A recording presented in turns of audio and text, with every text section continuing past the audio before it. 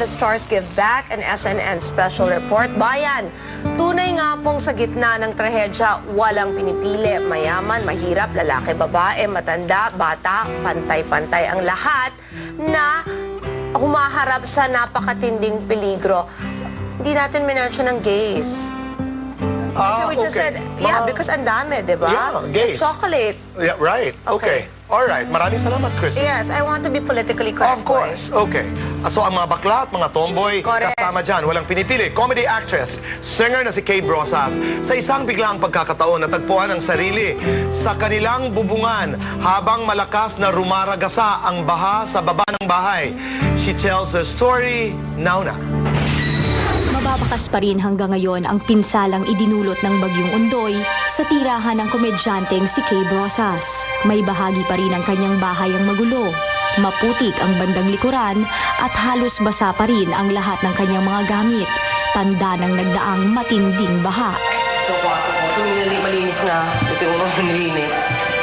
Kahit ligtas na si Kay, ramdam pa rin sa kanyang tinig ang trahedyang pinagdaanan niya kasama ang kanyang anak na si Crystal at mga kasambahay nang ma-stranded sila sa bubong ng kanilang tirahan sa Vermont Royal. Kasi mga kahit bahay namin, naglagay na sila ng line. Ng line. Ang problema, nung kami ng may rope para umakituloy sa kapitbahay, hindi niya kayo agos. Wala kaming choice, hindi ako makakalabas. Sumisigaw ng kahit bahay ko na sa bubong, sa bubong. So inakit ko yung gate. So dito kami umakyat, tapos sa rooftop, dala lang namin jacket, isang comforter, tapos ng dalawang tubig lang, crackers. Di dalawang kahit bahay, dinatuwang kami ng pagkain. Tapos nakakatuwa kasi isang kahit bahay kasi nangangatog kami. May tent sila, hinagis sila sa amin yung tent. Tapos tuwing makakarinig ako ng helicopter, ata! Parang di naman. Tapos nakakapandumo kasi habang madaling araw, narinig namin yung tao sa labas. O may dumadang rescue boat. Dito sa sigaw nakakilabot. Hindi kami na-rescue, te. Kayo lang yun. Kami nan talaga, paggumawa ng paraan. Bale, nangyari, kay Kuya Dante, dun sa kahit bahay namin, nung dito na yung tubig, hanggang medyo babadibdib, meron silang maliit na swimming pool, may tali, dahan-dahan kami nakyat, nilipat kami doon. Tapos pinakain kami ng maayos. Unang-unang nagpapasalamat, unang-una ako sa mga nanawagan for me, mga artista, unang si Sir Boy, si Miss Chris Aquino. May nakatira ako ngayon sa bahay ng best friend ko. In the meantime, Sa kabila ng pinagdaan ng hirap, positibo namang tinanggap ng komedyante ang mga pangyayari. Pero labis pa rin ang pag-aalala niya kay Crystal.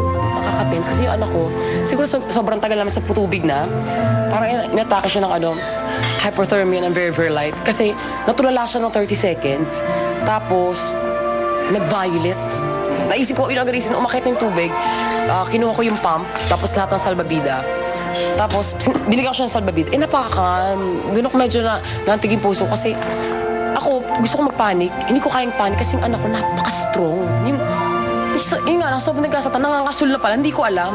So, ginagawa ko, tulong ko na, hindi, Crystal, gising.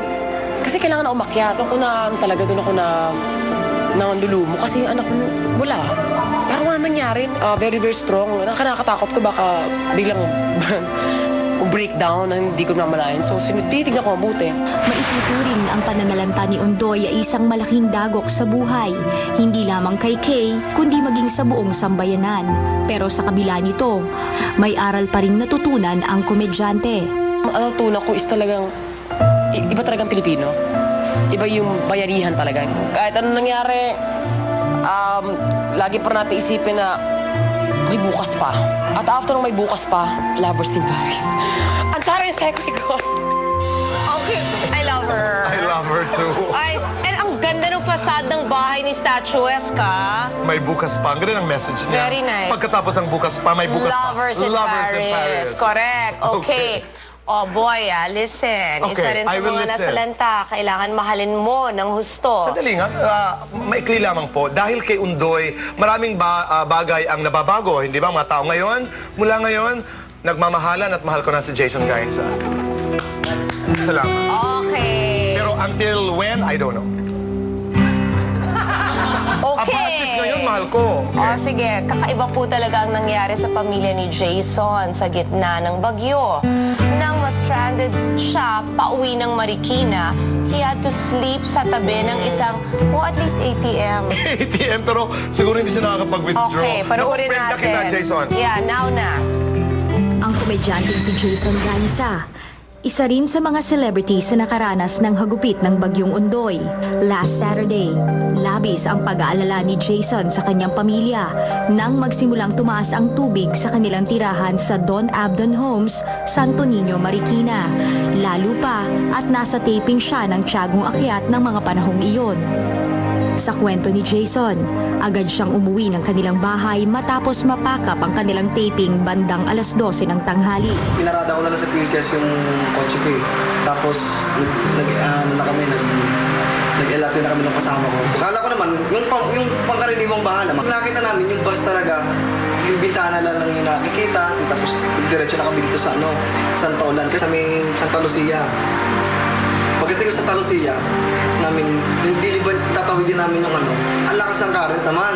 Tapos lampas tao, kung pupunta talaga ako dito sa bahay namin, baka hindi rin ako makakarating kasi sobrang lakas ng agos. Tapos ang taas pa ng baka. Tinatawagan ko to, out of coverage area naman. Yung mother ko na lamang yung tinawagan ko. Sabi ko, kamusta na yung pamilya ko, something ganun. Sabi niya, okay naman. Yun, medyo nakahinga ako doon. Sa tindi ng baha, hindi na nakauwi si Jason sa kanilang bahay. Dahilan upang pansamantala siyang magpalipas ng gabi sa isang ATM sa Santa Lucia. Wala kami sa pinto. Talagang yung tumulog ako, hindi nakahiga talaga nakatagilid na. Kasi hindi ko komportable. Nagising din kami ng alas 4. Nilakad namin pamula Robinson na naman yung Santa Lucia. Tapos hanggang Santolan para makasakay lang ulit maghintay ng LRT. Sabi ko, sige, balik na lang tayo ulit sana sa pinanggalingan natin sa Bimapa. Tapos kinuha ko na yung sasakyan. Tapos nagpahupa lang ako ng hanggang alas 8 yata, alas 9. Tapos bumalik na ako dito. Yun, nakita ko nga sila. Yun, dito, puro putik na mga gamit. Sira na talaga yun. At sa kabila ng pagkasira ng mga ari-arian ni Jason, hindi pa rin siya nawawala ng pag-asa, lalo pa at ilan sa mga taga-industriya ang nag-offer na sa kanya ng tulong. Sinagot ko kasi that we had a dining set. We're moving to a smaller place. So I said yung isa sa dining set namin sa kanya. Sana set ang sagot ko kay Jason. Maraming salamat din kasi malaking tulong din sa amin kasi bibili ulit kami ng panibago. Parang, yun nga, kalilipat lang namin dito tapos mangyayari parang panibagong, parang lilipat ka naman kasi nga lahat ng ibang gamit namin nawala din. So, salamat ako. Tapos, yan, Kikas, nagbigay sa akin ng mga gamit din.